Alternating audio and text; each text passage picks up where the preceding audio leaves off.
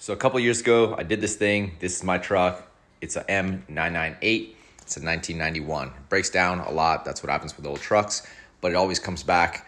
And in its most current iteration, it's got a 4-speed. It's got a 2-wheel, 4-wheel drive selectable transfer case, and it's not a wrap. It was painted by Jonas Serwinski. Now, there are things I love about this truck, but also there are things about this truck that are not good at all. Let's get into that right now. Not a lot of cars have this. It's very important. A lot of people think about driving a military truck, they think about the off-road functionality of what this truck can do. Is capable.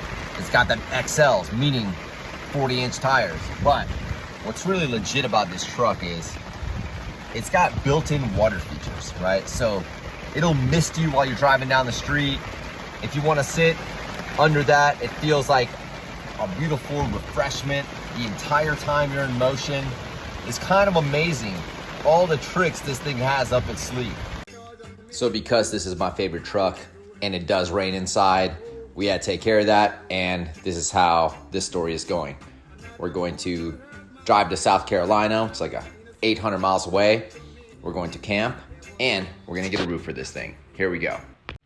So here's night one of camp in the Gazelle tent. This is us putting the top on the trailer. On our adventure, we stopped by a Spartan race, ran an Ultra with plate carriers, and we all survived. Ready for death race, but back to the top. We're here at the secret lab of Danny's where we train, and here it is. It must hold water out because it's holding water in right now, and the plan is hopefully we can pick up the truck from Miami Hummers today, and there's some little minor fiberglass work that we're gonna do on here. I'm going to use like Marine Techs to fix a little fiberglass stuff. Like this is like a weak spot right here that's gonna need a little bit of work, and we'll get this thing mounted up. We'll try to be out in the Humvee this weekend camping inside of this upside down turtle shell. That's the update. All right, little update. Here we are. We flipped the top over, got all the water out so the inside can dry out a little bit, and then we're gonna address some of like the fiberglass mishaps. So we gotta fix that little corner right there. Little guy over here.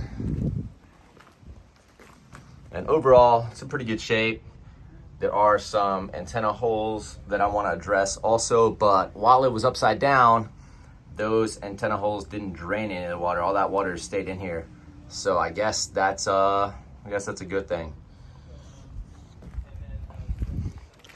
But here it is, and hopefully we get the truck here today and start taking the truck apart and get this thing prepped.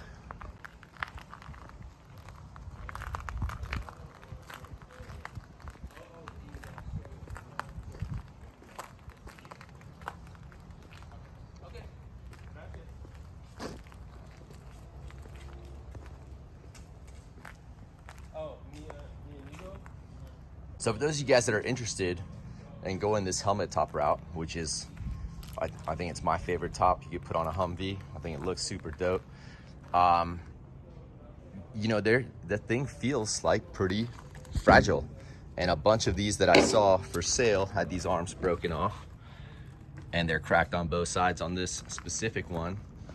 And just overall, you know, I guess I was expecting it to be like a little tougher, but it's kind of flimsy. It does say on the website that I think the roof supports like 400 pounds, which would be pretty stout, but like a lot of things, that structural rigidity probably doesn't come together until the whole thing is completely put together.